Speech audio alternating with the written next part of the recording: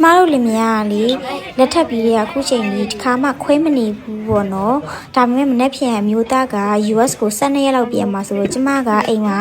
ကြောင်နှကောင်နဲ့ကြံခဲ့မှာပေါ့နော်ဆိုတော့ဒီနေ့ကျမအိမ်မှာဘာမှမချက်ပဲနဲ့အပြင်မှာသွားတောက်ပြီးတော့စားပါမယ်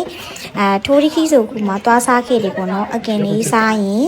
နမဘီဒူလေးတောက်ရင်ပေါ့နော်နမဘီဒူကလေဘီယာကလေအိမ်မှာတောက်တာထက်အပြင်မှာတောက်တာကပို့ပြီးတော့အရသာရှိလို့ကျမကခံစားရတယ်ပေါ့နော်ကျမကအပြင်သွားရင်ဘီယာကိုပို့တောက်ဖြစ်ပါတယ်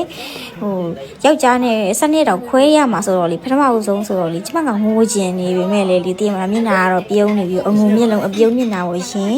တောက်လိုက်စားလိုက်စကားတွေပြောလိုက်နဲ့အမနောက်တစ်ခွက်ထပ်တောက်ပါတယ်ကျမတို့လင်မယားနှစ်ယောက်ကလေအဲ့လိုတောက်ပြီးဆိုလို့ရှိရင်ဒီတယောက်နဲ့တယောက်ရှစ်တဲ့အကြောင်းတွေပြောတာပေါ့နော်နောက်အကြောင်းတွေစမ်းမြုပ်ပြန်ပြီးရှစ်တဲ့အကြောင်းတွေပြောလိုက်နင်ဘာလို့ငါ့ကိုရှစ်ခဲ့တာလဲနင်ဘာလို့လက်ထပ်ခဲ့တာလဲနဲ့အဲ့လိုစမ်းမြုပ်တွေပြန်မပြီးတော့လင်မယားနှစ်ယောက်ရီးစားဖြစ်တုန်းကမယူခင်ကဆိုရင်လေ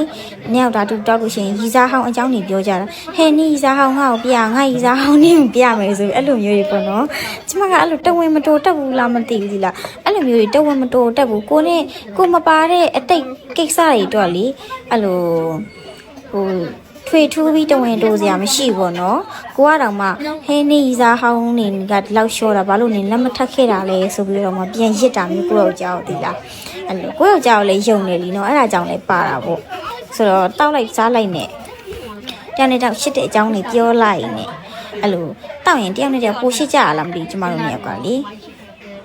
အမအစားတောက်တွေကလည်းနင်းနော်မဟုတ်ဘူးနော်တောက်တာကနည်းနည်းစားတာမများပေါ့နော်ကျမကထိုးရီခီဆိုခုမှဆိုလို့ရှိရင်အကင်လေးစားရင်မဲတာဝတ်တာပြီးလို့ရှိရင်ကြက်အရီခွန်တို့အဲ့လိုမျိုးတွေစားရပေါ့နော်